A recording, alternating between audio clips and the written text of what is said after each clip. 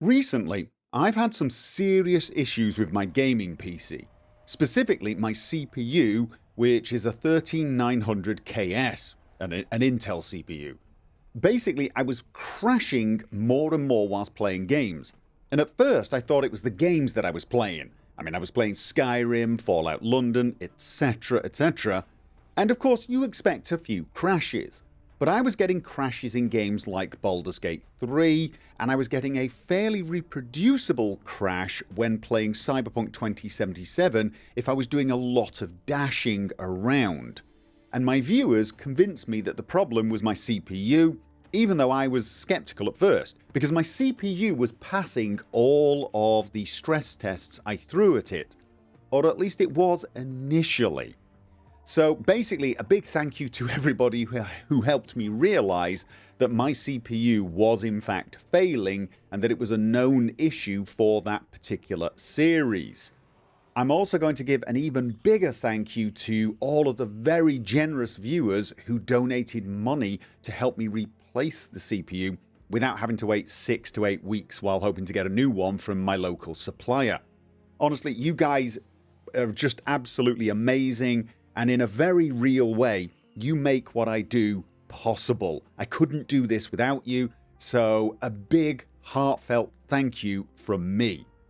And I thought you'd like an update as to what's happened with that money and how my system is going, so here it is. What I actually did was I ordered a 14700KF CPU, which is the same socket but a generation later. It is a slightly less powerful CPU when it comes to workload issues, but it's pretty much on par with the 13900K for games, at least in theory. And what I can tell you is after installing it in my PC, it actually runs about 10 degrees cooler than the previous chip, which means there's less thermal throttling at high load, and so I'm getting more or less identical performance in games, which is a great thing. Plus it's running a little cooler, so the fans don't have to actually ramp up as much. Not that my system was very loud anyway. I've built it so that it's quiet enough that I can record for obvious reasons. And the most important thing is it passed all of the stress tests I could throw at it, and I did throw a lot at it.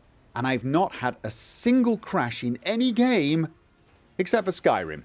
I crash when I load a save game if I'm already in the game world about 1 in 5, 1 in 6 times, and that is still happening.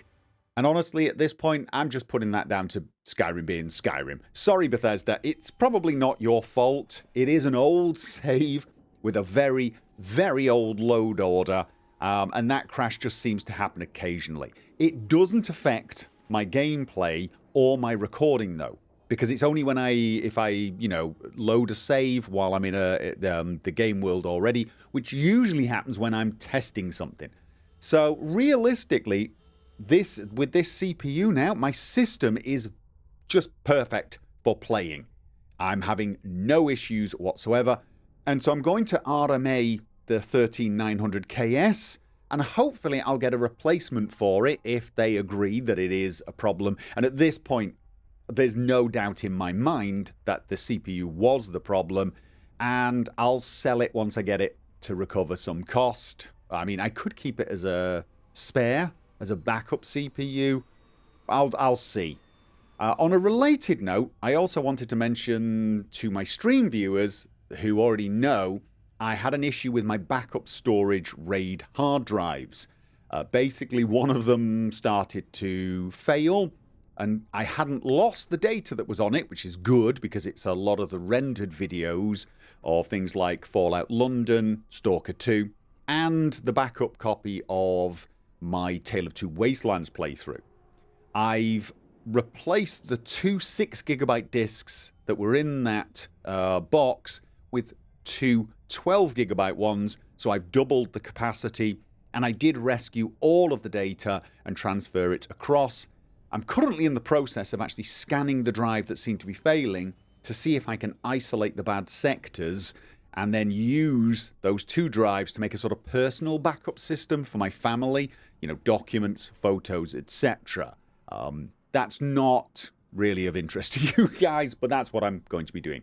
But the main thing is, right now, I'm sighing a huge sigh of relief. I'm feeling a lot more secure about being able to just record my gameplay and store it long term. So, once again, a big thank you to the generous people who donated and made this possible. A big thank you to the people who joined as members here on YouTube, those of you who subscribed on Twitch, and those who support me via Patreon. I could not do this without you. And you know what? A thank you to everyone else as well, all of the people who watch my videos and listen to me ramble on. You support me as well. You make this fun. You give me a reason to do this. And I do appreciate all of you. And I know I don't tell you guys that enough. I don't. So I will try to fix that. I will try to thank you guys more. So once again, thank you all very, very much. And here's to a year or 2 more with out any major failures to report.